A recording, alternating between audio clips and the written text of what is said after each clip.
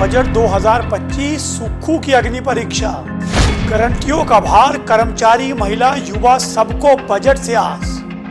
नमस्कार, आपका स्वागत है। आप देख रहे हैं समाचार फर्स्ट। हिमाचल प्रदेश के मुख्यमंत्री सुखविंदर सिंह सुक्खू सोमवार को प्रदेश सरकार का बजट पेश करेंगे और मेरी, आपकी और पूरे प्रदेश की निगाहें जो हैं इस बजट पर होगी कि आखिर सुखविंदर सिंह सुक्खू के पिटारे से ऐसा क्या निकलेगा।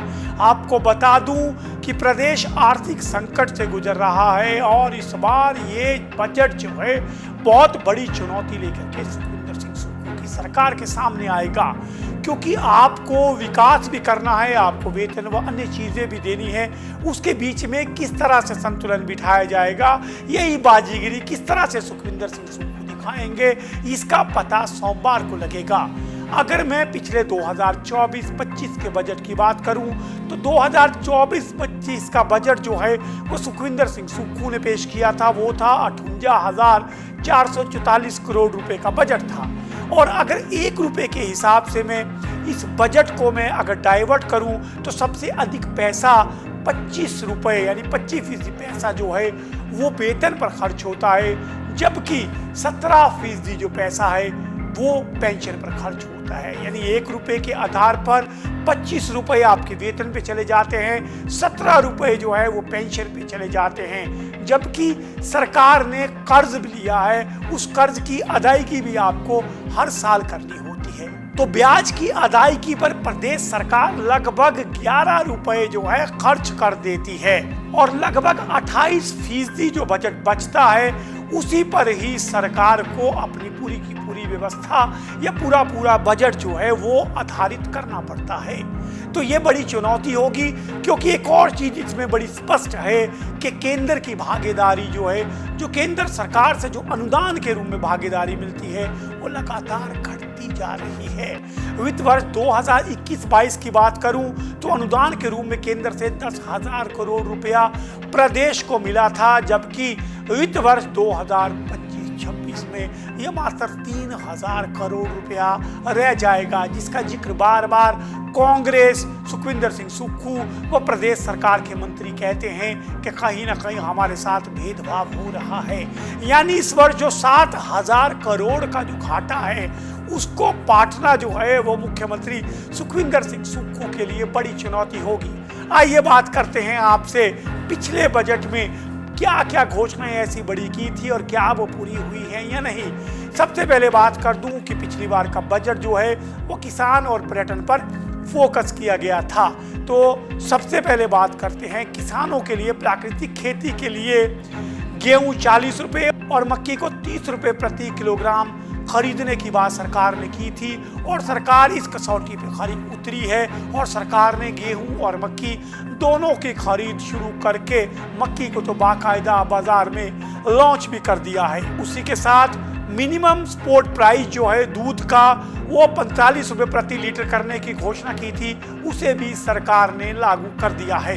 हरित स्वच्छ हिमाचल बनाने के लिए सुखविंदर सिंह सुक्खू की सरकार ने राजीव गांधी स्टार्टअप योजना के अंतर्गत घोषणा की थी कि निजी भूमि पर 45% उपदान पर 100 से 50 किलोवाट तक के जो है सोलर पैनल लगाने का कार्य किया जाएगा।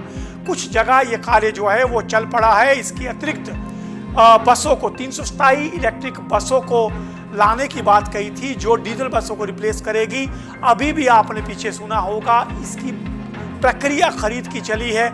इस साल ये बसें जो है नहीं आएगी, ये नाबार्ड के माध्यम से लाने की बात जो है वो उप मुख्यमंत्री मुकेश अग्निहोत्री बीओडी के बाद कह चुके हैं। राजीव गांधी स्टार्टअप योजना के अंतर्गत 45% उपदान पर ई टैक्सी चलाने के परमिट जो है वो देने की घोषणा सरकार ने की थी। तो इस चरण में थोड़े आगे बढ़े हैं, अभी मात्र कुछ एक लोगों को ये परमिट मिले हैं। अब देखते हैं इस योजना को सरकार इस साल किस तरह से आगे बढ़ाती है। क्या इस बार नई इलेक्ट्रिक स्टेशन की घोषणा होती है, नई इलेक्ट्रिक बसों की घोषणा होती है। वहीं अगर मैं किसानों की बात करूं तो क्या जो मिल्क सेस बिजली पे लगाया गया है उसका फायदा कहीं मिलेगा? क्या इस बार की घोषणा में दूध के रेट में और बढ़ोतरी होगी? इस पर हमारी नजर रहेगी। अब बात करता हूं पर्यटन की। पर्यटन में कांगड़ा के गग्गल एयरपोर्ट के विस्तार में तेजी लाने की बात की गई थी। तो काफ़ी लोगों को जो है मुआवजा दिया जा चुका है और ये कार्य जो है वो प्रदेश सरकार तेज गति से कर रही है। हिमाचल में हेलीपोर्ट्स बनाने की बात की गई थी 16 जिलों में।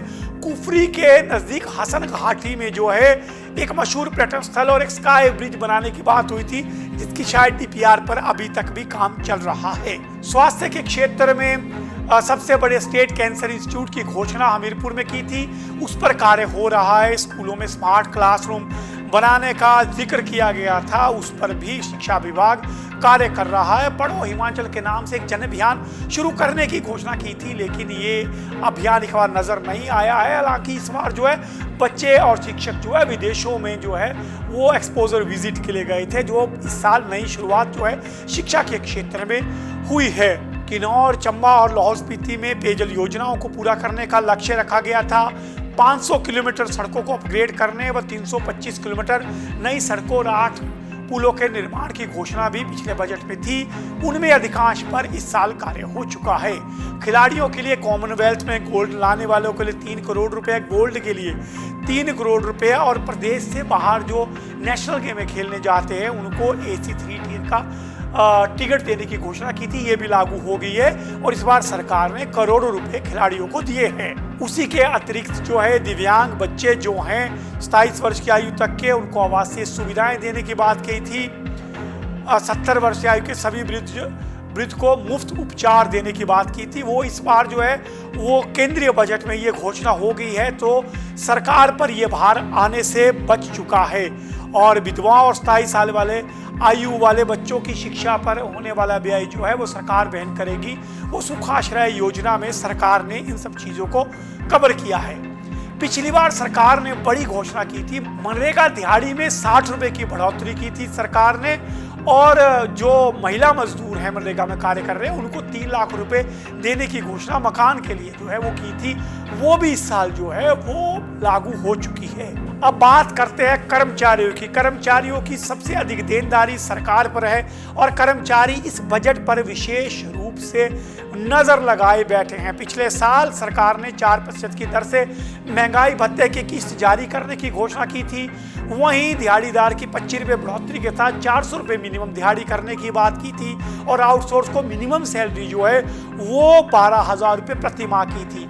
अब देखना है सुखविंदर सिंह सुक्खू की सरकार इस बजट में, जो कि फाइनेंशियली बहुत टाइट होगा, उसमें कर्मचारियों के लिए क्या घोषणा करती है और कितने पैसे बजट के माध्यम से वो प्रावधान करती है, ये देखना बड़ा जरूरी होगा। क्या दिहाड़ी बढ़ेगी, क्या मनरेगा मजदूरों की दिहाड़ी भी इस बार बढ़ेगी, ये लेकर भाई भर्ती के लिए भी पिछली बार फॉरेस्ट विभाग में भर्ती की बात बजट में की गई थी, जो इस साल जो है भर्ती हो रही है।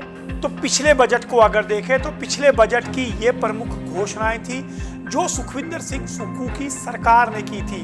अब देखना है कि वित्तीय संकट के दौर में एक तरफ जहाँ कर्मचारियों की देनदारियां हैं, वहीं प्रदेश का विकास भी करना है और सभी की निगाहें कहीं ना कहीं सुखविंदर सिंह सुक्खू की सरकार पर भी होगी।